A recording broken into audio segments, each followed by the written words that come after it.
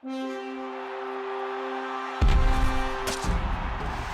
I'm Hubbard, along with senior editor Eric Edholm, as we continue our series of 32 NFL team training camp opening reports. And Eric, Oakland Raiders fascinate me. Obviously, the change in the front office. You've got Reggie McKenzie now, the new general manager. And I thought Dennis Allen was one of the most curious head coaching hires I've seen in a long time. And then some of the player additions, no big names, but they have made some changes. Yeah, I mean, the big names obviously were the head coach and the GM this offseason, and they didn't have a draft pick before the end of the third round. So not a ton of help, at least immediately there. But in free agency, they got four guys who may end up starting. Ron Bartell and Shante Spencer could be your starting cornerbacks.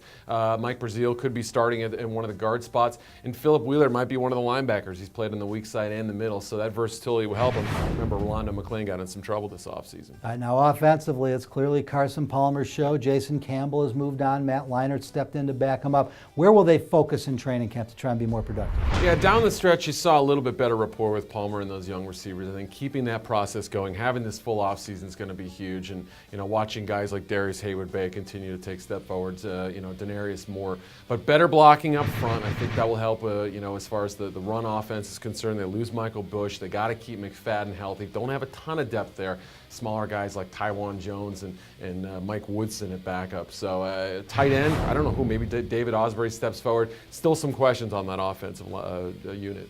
Defensively at times they've found some things in the front seven. They've struggled in the secondary. They obviously thought they were good enough to let Cameron Wembley move on. Yeah. Where will their focus in training camp be on the defensive side? I think it's installing this new system, which is kind of a hybrid 4-3-3-4 system. Some interchangeable parts in that front seven you mentioned.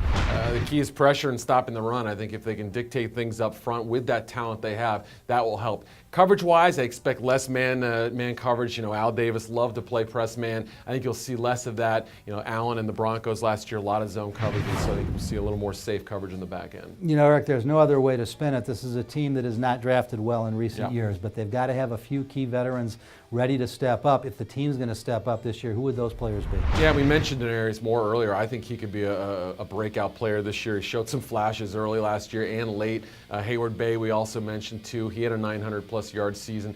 Stefan Wisniewski, obviously, he's got a lineage in the NFL. I thought he played great as a rookie. He could be a breakout second-year player. And on that D-line, they've got some depth. Guys like Desmond Bryant, Lamar Houston don't get the press that the other players do, like Richard Seymour, but they're key contributors as well. And what about players on the bubble? Those guys you think are going to be in black and silver but could be gone.